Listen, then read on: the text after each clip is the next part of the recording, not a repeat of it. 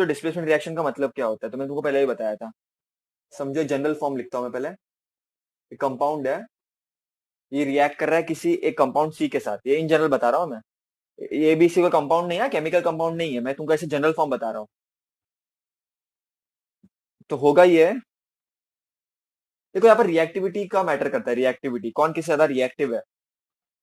और वो जो सीरीज है वो तुम पढ़ोगे चैप्टर नंबर 8 में मेटलर्जी में कि कौन किससे ज्यादा रिएक्टिव है, तब तुमको और अच्छी तरह से समझेगा ये। लेकिन यहाँ पर होता क्या है, जब एक कंपाउंड, ये कंपाउंड हो गया ना बी ए, क्योंकि ए एलिमेंट है बी एलिमेंट है, दोनों कंबाइन किए तो उन्होंने कंपाउंड बनाया। तो एक कंपाउंड है वो रिएक्ट कर रहा है एक एलिमेंट के साथ, ठीक है। तो होगा क्या, देखो reactivity is a very important thing बच्चों। अगर तुम रिएक्टिविटी समझ जाओगे तो बहुत सारी चीजें तुम्हारी आसान हो जाएगी, ठीक है। तो होगा ये कि देखो, ये बी और सी ये साथ में आ जाएंगे और ए अकेला हो जाएगा। और ऐसा क्यों हुआ, because C is more reactive than A, C is more reactive than A. तो ए को उसने डिस्प्लेस कर दिया, डिस्प्लेस कर दिया। डिस्प्लेस क्यों किया, बिकॉज सी ज्यादा रिएक्टिव था ए से। That is how it works बच्चों। तो इसका डेफिनेशन तुमको मैं बताता हूं क्या होता है, ठीक है। लेकिन हो क्या रहा है वो तुमको पता होना चाहिए, पॉजिटिव नेगेटिव, ठीक है बच्चों। एक कंपाउंड है तो एक कुछ उसका पॉजिटिव होगा एक नेगेटिव होगा, है ना, आयंस होंगे ना। आयंस मतलब क्या होता है, चार्जेस जो डेवलप होते हैं, पॉजिटिव चार्ज नेगेटिव चार्ज। वैसे ये सी है, समझो मैं मेटल लेता हूं कोई, तो समझो ये पॉजिटिव होगा, तो ये पॉजिटिव नेगेटिव साथ में आ जाएंगे और ए तुम्हारा अकेला हो जाएगा। तो यहाँ पर होगा क्या बच्चों, what you will observe over here, ध्यान से देखना एकदम।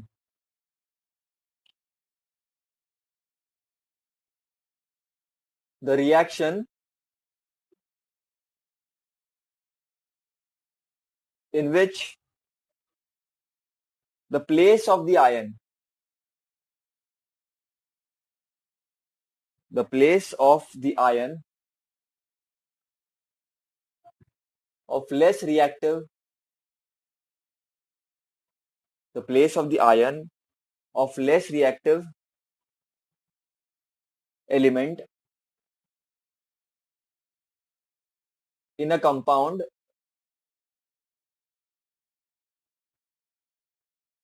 is taken up by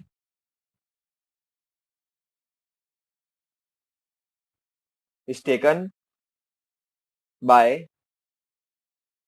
another element, another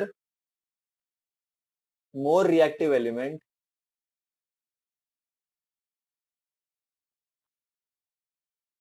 by formation of its own ions.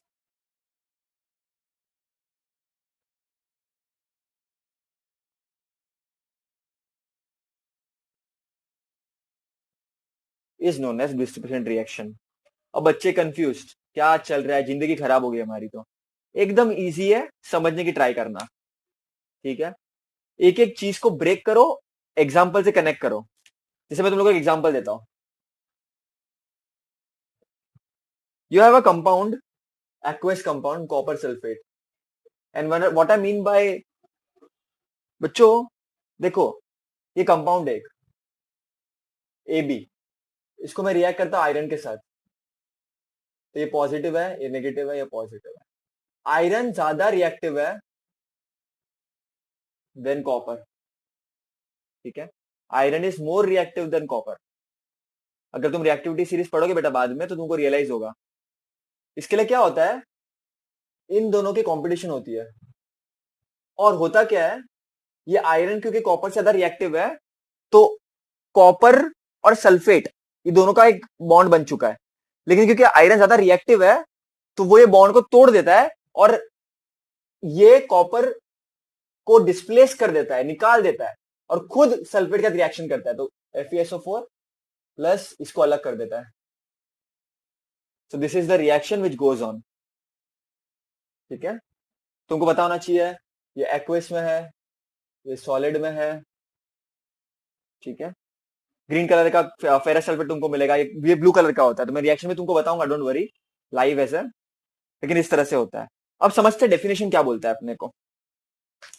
The reaction in which the place of the ion of less reactive element. अब इन दोनों में से less reactive कौन सा है, समझने की ट्राई करना। ये लेस रिएक्टिव है, इसमें ये मोर रिएक्टिव है। इतना तो तुमको समझ गया होगा अब तक। The reaction in which the place of the ion of less reactive element, तो लेस रिएक्टिव एलिमेंट का प्लेस है। अब ये वाला प्लेस ये कॉपर का था, लेकिन 2 मिनट्स लेटर ये देखो क्या हो गया, इसके बदले Fe आ गया। The place of the less reactive element in a compound, तो ये कंपाउंड में इसका जो प्लेस है is taken up by more reactive element, मतलब इसकी जगह किसी मोर रिएक्टिव एलिमेंट ने ले ली, जगह ले ली, लेला। तो कॉपर सल्फेट प्लस आयरन हुआ क्या, इसने अपने आयन्स बनाए, इसने अपना आयन बनाया, रिएक्शन हुआ धमाकेदार।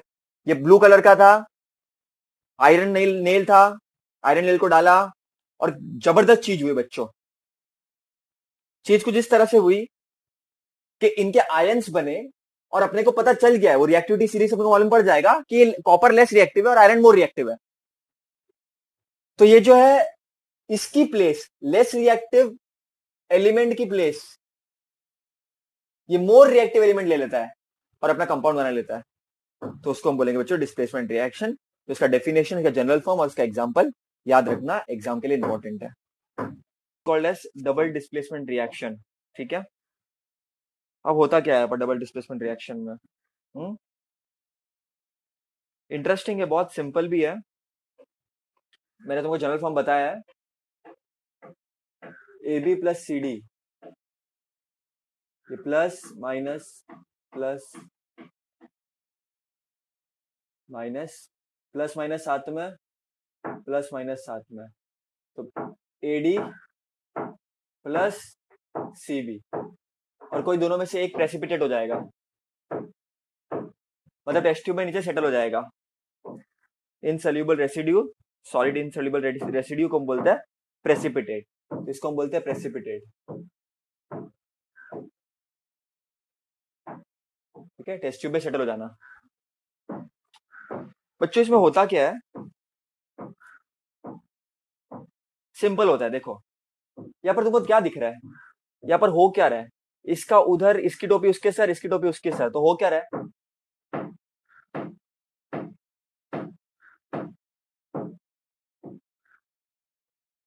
एक्सचेंज ऑफ आयंस हो रहा है बच्चों, बराबर के नहीं, बस यही है डबल डिस्प्लेसमेंट रिएक्शन। क्या हो जाएगा, the reaction in which the ions in the reactant are exchanged. Ions मतलब क्या, ये पॉजिटिव नेगेटिव एक दूसरे में एक्सचेंज करेंगे, एक्सचेंज करने के बाद they will form precipitate. Precipitate क्या होता है, कोई भी रिएक्शन होगा उसमें जो इनसॉल्युबल रेसिड्यू है, सॉलिड इनसॉल्युबल रेसिड्यू है, उसको हम बोलेंगे प्रेसिपिटेट। तो वो सेटल हो जाएगा टेस्ट ट्यूब में नीचे, है ना, गैस होगी वो तो निकल जाएगी बाहर, लेकिन ये सेटल हो जाता है नीचे, तो उस रिएक्शन को हम बोलेंगे बच्चों डबल डिस्प्लेसमेंट रिएक्शन। ठीक है, ओके, इधर तक क्लियर है बेटा, आएगा बाय द वे। बच्चों वो लोग बोलेंगे क्या तुमको, एग्जाम में क्वेश्चन कैसे आएंगे, अभी तुम तो सब जन क्या करोगे, डेफिनेशन रट लोगे, एग्जाम्पल 10-15 बार लिख लोगे, लेकिन मालूम पड़ गया एग्जाम में ऐसा क्वेश्चन आ गया और तुमने कभी देखा ही नहीं है। टेक्स्ट बुक में पेज नंबर 38 पे ना दिया हुआ ही है, और ऐसे क्वेश्चन आते हैं बीच बीच में से ही किधर किधर। खैर इस साल तो तुम लकी हो कि तुमको कैन यू टेल वगैरह, यूज ऑफ ब्रेन पावर, ये सब बहुत कम हो गया है, लेकिन उसमें से क्वेश्चन पूछते हो लोग यूजुअली स्कूल के एग्जाम में, तो बोर्ड्स में तो खैर इतना नहीं जाते, लेकिन बोर्ड्स में ऐसा टाइप के क्वेश्चन आते हैं बच्चों। ठीक है, ऐसे टाइप के क्वेश्चन आते हैं। तो क्या बोला है, what happens when you add potassium chromate, तो आप पोटेशियम क्रोमेट को ऐड कर रहे हो, जो दिया लिख देने का चुपचाप, पोटेशियम क्रोमेट को आप ऐड कर रहे हो सोल्यूशन ऑफ बेरियम सल्फेट में, क्या होगा, तो ये क्या है नीचे, ये वाला पोटेशियम क्रोमेट है,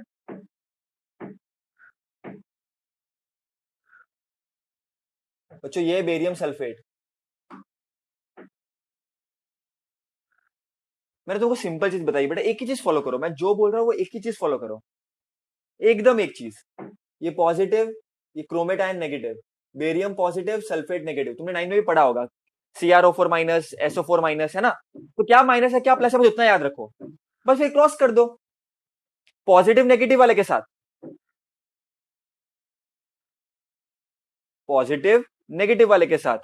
तो ये वाला इसके साथ, इसकी टोपी उसके सर, तो K2SO4 प्लस पॉजिटिव नेगेटिव वाले के साथ, तो Ba plus plus Ba positive और CrO4। तो ये एक ये बन गया तुम्हारा और एक ये बन गया, इसको बोलेंगे बच्चों potassium sulphate.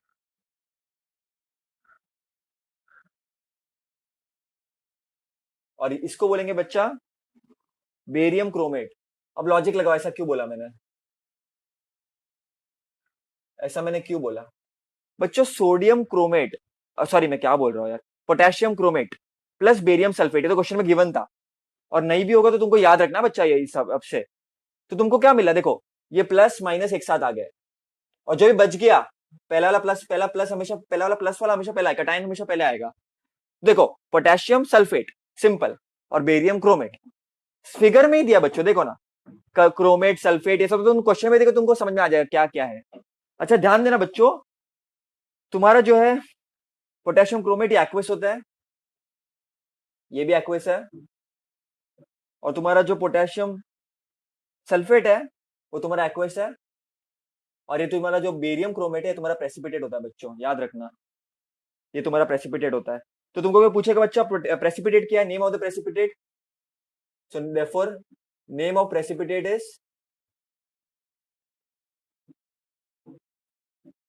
Is barium chromate.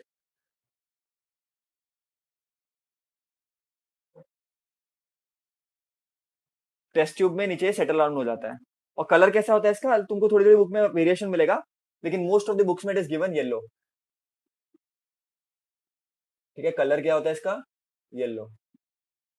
किधर किधर ऑरेंज भी देखा है मैंने, but you can write yellow and it is a right thing.